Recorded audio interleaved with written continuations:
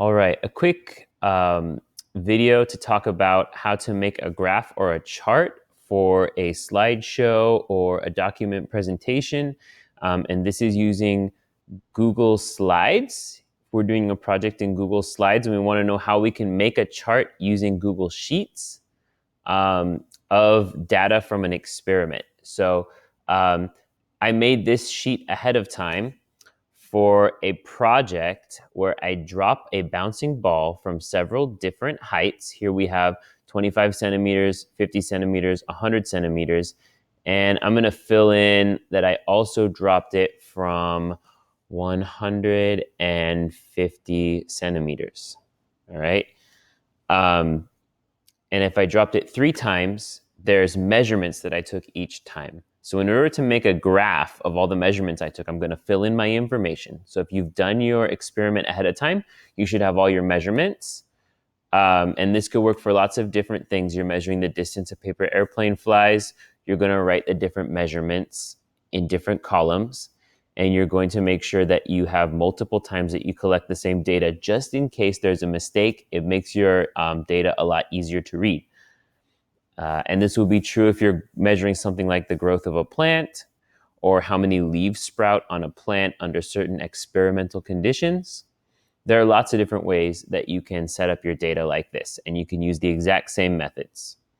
So let's say that the first time I dropped from 25 centimeters, I ended up first with 19 centimeters the first time I dropped it, and 17 centimeters the next time I dropped it. And then we had 12 centimeters the other time that I dropped it. Okay, and I would write down my measurements and put them in this frame. Now from 50 centimeters, I have a height of 34 centimeters, followed by 37 centimeters, followed by 42 centimeters.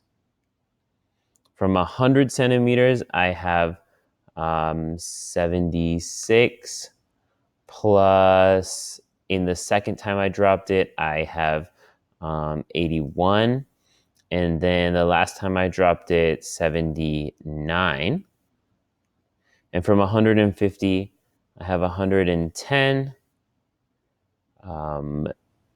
97, and 115. Now, I would do the experiment and get these measurements. You don't want to make up the numbers because later when you talk about your experiment, you want to make sure that the graph actually shows what really happened in your experiment. Otherwise, your teacher is going to look at it and say, I don't think that your graph actually shows what really happened. And that's definitely going to affect your grade. So here's how we make a chart. Now that we've got all our measurements entered in and we have a column that shows the heights that they were dropped in, and each time we dropped it, what were the different heights? From 150, we have these 3 measurements. From 100 centimeters, we have these 3 measurements. From 50 centimeters, these 3 measurements. And again, from 25 centimeters, we have 3 separate measurements because each time I dropped the ball, I measured how high it bounced. I'm going to click the top corner and press Shift and click the bottom corner. Look how everything is highlighted. All of my data, all my information is highlighted. The next step that I'm going to do is I'm going to press Insert, and I'm going to scroll down to Chart. Now, of course, we could graph this information by hand. That would be really easy to do with some graph paper and some colored pencils to show different colors of things. But this program can actually make the chart from scratch using just its own algorithms. So that's kind of cool. Let's just see what happens if I click this button. Okay, so now what I have, this graph is a little bit hard to read as a line chart. So I'm going to go over here to where it says Chart Editor, and I'm going to make it a bar chart.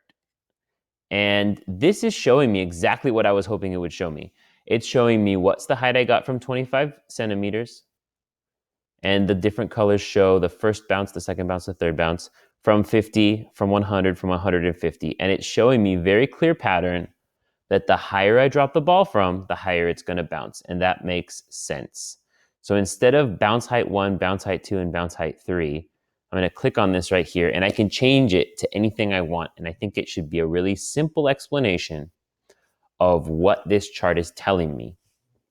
Okay? I'm going to write how high my ball bounced from different drop heights. Okay, so that is a really quick summary that explains what happened in my chart. And to put it in my slideshow, I can't just click and drag it. I have to actually copy it. So I'm going to press Control-C for copy as a keyboard shortcut. I'm going to go over to my slideshow where it's asking for graphs and charts after I enter my data. And I'm going to press Control-V. Oh, that didn't seem to work. So let's try that again.